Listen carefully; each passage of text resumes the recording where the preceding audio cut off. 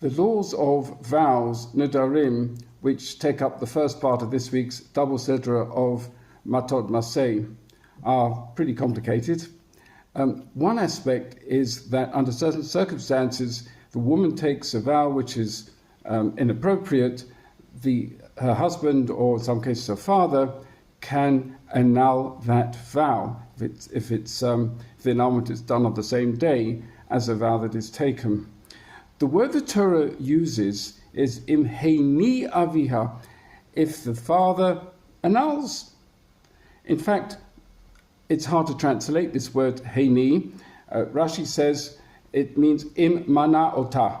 He prevents her from having this vow weighing down on her and the obligation to fulfill it.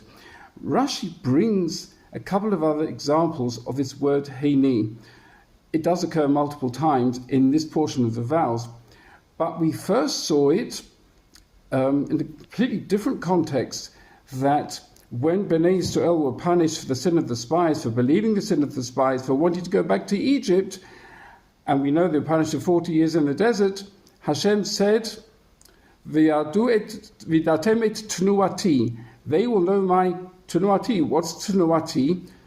So relating it to the context here, we can understand annulment, as if Hashem said, you annulled the commitment to enter into Eretz Israel, so I'm now annulling my part of that same commitment, my commitment to let you in, and it'll be saved for the next generation. And that is how the Rashba and Ibn Ezra understand it over there, very much connecting it to this.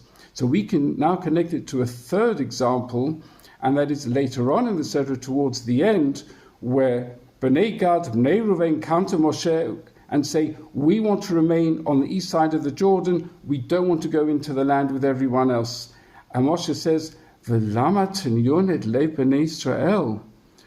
And we often translate that to mean, why will you weaken the hearts of Bnei Israel? It's actually worse than that. He was saying to them, by your saying you don't want to go in, they'll think it's because you're too scared, they'll become scared, and you will once again annul the covenant, the idea that we are going to enter Eretz Israel. You'll once again commit the same crime as years ago. So you could see this word heini occurring in three different circumstances, but actually meaning the same thing. It's an annulment. May we be careful making promises, make sure we keep them, but particularly our commitment to Eretz Israel, which comes across very strongly.